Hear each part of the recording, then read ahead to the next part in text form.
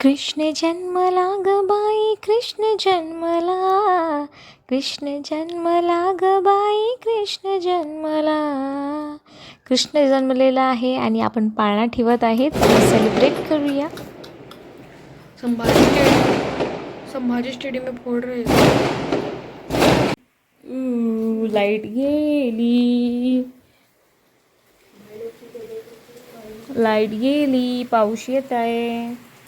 आमची पूजा झाली. किती मोठा पाऊस येत आहे.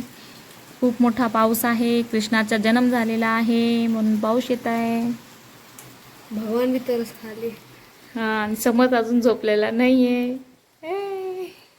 चला बेटा, चला 12:30-1 वाजले. चला आता झोपा. चला, लाईट गेली आहे आमच्याकडे आता, तरी आमची कृष्णाची पूजा झालेली आहे मस्तपैकी.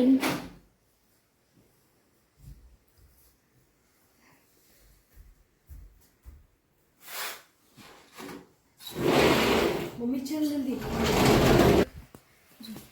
झोप. आता ते पण भाग झोपायचं. चलो भाई लोग, वीडियो अगर हमारा चैनल लाइक शेयर सब्सक्राइब कर देना अगर आप नए हो चैनल पर.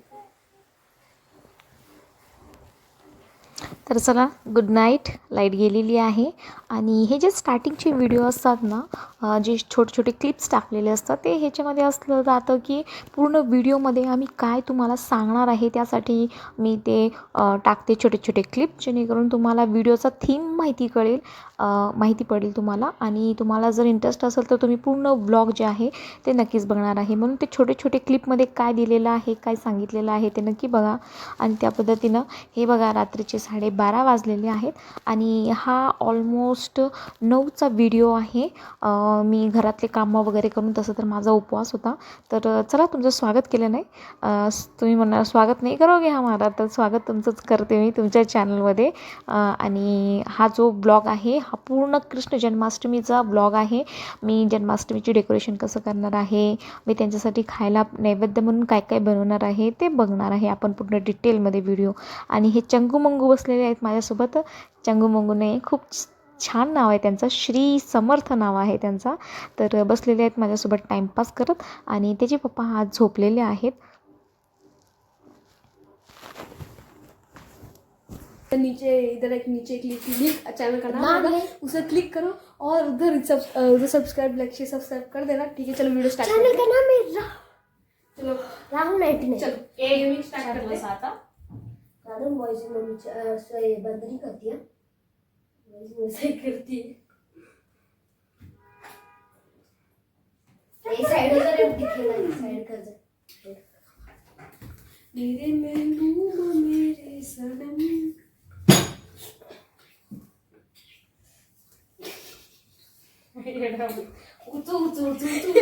इधर सीढ़ी ऐसे जाने की कोशिश कर रहा, टक से लगा. जाने के लिए बैठने लगा. क्या लगा?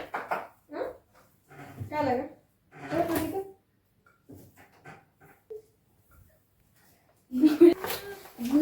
टमाटर बड़े एक श्री डेली फैट. ये वीडियो का मतलब ये पेड़ा भी देंगे क्या तू? अरे भगवान का आज पेड़ा लाने की जरूरत नहीं हमको ना. भगवान का आज बर्थडे था, भगवान को हमारे बर्थडे से में स्वीट खिलाते हैं ना, तो आज भगवान को ये मिलेगा. ये क्या करेक्ट टाइमिंग है रे. हाँ ना. भांडे क्लिनिंग वगैरे सगळं कामं झालेले आहेत माझे. तसं माझा आज पूर्ण उपवास होता, तरी मग दुपारी बनवलेले शाबू होते. काही खायची इच्छा नव्हती म्हणून दुपारी तसंच ठेवलं होतं. मग संध्याकाळी तेच गरम करून थोडेसे खाल्ले. सगळ्यांचं जेवण वगैरे झालं आणि त्यानंतर किचन क्लिनिंग वगैरे करून म्हणलं की चला आता वेळ तर नाही आहे आपल्याकडे, थोडंफार डेकोरेशन वगैरे करूया.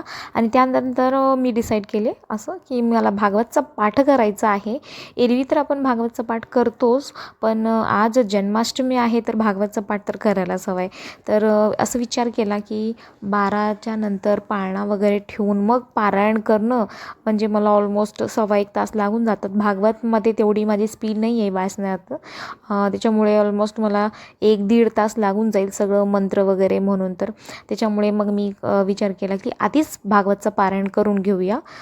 तर आता मी हे जे आहे घरात जे आपण तुपासाठी जमा करून ठेवतो साय वगैरे, तर त्यावर मी साय जमा थोडंसं काढून लोणी करत आहे. कारण बाळकृष्णाला लोणी खूप आवडते म्हणून मी लोणी तयार करत आहे. आणि त्यानंतर हे बघा, मिक्सर वगैरेची गरज नाही आहे, रेवीनीच पटकन होऊन जातं. थोडंफार मला थोडंच करायचं होतं, मला की आता मिक्सरचं भांडं कुठं भरत बसू, असं तरी पण भरणारच आहेत भांडे ते ऑलमोस्ट, तरी पण ते मिक्सरचं भांडं थोडं घासायला किचकट होऊन जातं ना, म्हणून कंटाळा केला. म्हणून म्हणलं की नाही, चला रेवी घेऊन पातेल्यामध्ये थोडंसं त्याला घुसळून घेता येईल. आणि खूप छान अशी माझी जी लोणी आहे निघाली आहे. आणि बाळकृष्णाला आवडतं म्हणून मी दरवर्षी तसं लोणी लगेच इन्स्टंट तयार करते. तर खूप छान अशी माझी लोणी बघा तयार झालेली आहे. आणि ही लोणी आता मी काढून घेणार आहे. 1-2दा पाण्याने स्वच्छ धुवून घेतला आणि त्यानंतर आता मी वाटीमध्ये काढून ठेवणार आहे बाजूला. तसं त्यांना 56 प्रकारचे भोग यांचा भोग दाखवला जातं, नैवेद्य दाखवलं जातं 56 प्रकारचे भोगांचं. पण बिस्किट वगैरे होते, पण तेवढं काही क्लिक झालं नाही मला. तर स्वीट वगैरे होते, स्वीट आणि जे माखन आहे ते. आणि त्यानंतर मी काळा म्हणून केलेला आहे. काळा म्हणजे आपले जे बाळकृष्ण आहेत त्यांना आवडतं, कृष्ण भगवानना. मक्खन मक्खन माखन चोर तेना कृष्णा, गाइस आपको पता होगा अभी वो मक्खन खाएंगे, कृष्णा जी पैदा हुए होंगे. और देखो यहाँ पर मम्मी आ चुकी है. मराठीमध्ये बोल ना बेटा. बघा इथं माझी मम्मा इकडं आली आणि बसत आहे. आता आम्हाला तुळशीकडचं दिवा आणायचे, चला माझ्यासोबत. तसं काही डेकोरेशन मी जास्त काही केलेलं नाही आहे, कारण पाठ वगैरे करण्यामध्ये थोडंसं वेळ लागून गेला मला.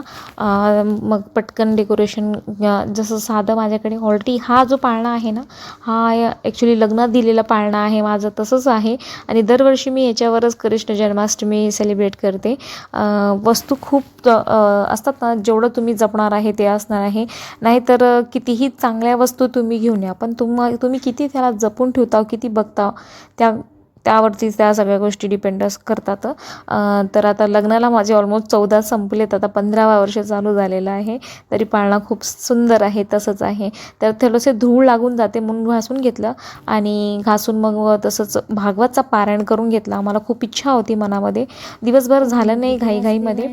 आणि आता मी भागवतचं पारायण केला आणि म्हणलं की चला आता 11:45-12ला थोडंसं टाईम कमी आहे, तर त्यांना अभिषेक वगैरे घालून मग आंघोळ वगैरे करून त्यांचे जे सजावट आहे, म्हणजे त्यांना कपडे घालणं, बासुरी नाही माझ्याकडे तसं, कपडे मुकुट वगैरे सगळं घालणं, व्यवस्थित थोडंसं डेकोरेशन करणं, मग त्यामध्ये कसंही वेळ होऊनच जाणार आहे.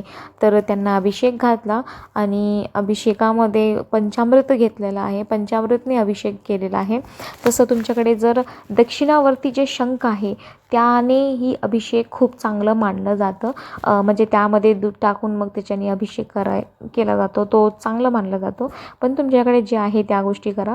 पण सर्वात महत्त्वाची म्हणजे माझी मुलं ह्या वर्षी बसते, दरवर्षी तेवढं काही बसत नाही ते, म्हणजे 12-12:30 वाजेपर्यंत. पण ह्या वर्षी दोघे पण जागी होते आणि त्या दोघांच्या हाताने मग अभिषेक करून घेतला मी.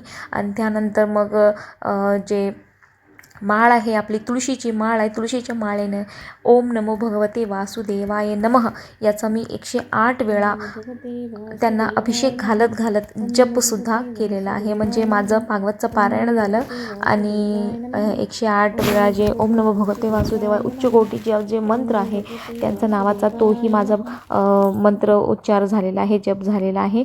त्यानंतर त्यांना आंघोळ वगैरे घालून आता मस्तपैकी त्यांना कपडे घालायचे आहेत. आणि त्यांना पिवळा कलर आवडतो बाळकृष्णला, म्हणून मी जे वस्त्र घेतलेले आहे त्यांच्यासाठी तो पण पिवळ्या कलरचाच घेतलेला आहे. तर आता त्यांना चांगल्या पाण्याने, शुद्ध पाण्याने आंघोळ वगैरे घालून आता त्यांना मी कपडे त्यांचे घातलेले आहेत. त्यानंतर मुकुट आहे आपल्याकडे, त्यांच्या गळ्यातली माळ आहे. बासुरी नव्हती माझ्याकडे ॲक्च्युली, बासुरी होती पण ती तुटून गेली, खराब होऊन गेलेली होती, नाही तर मी बासुरीचा पण सेट घेतलेला होता त्या पद्धतीनं.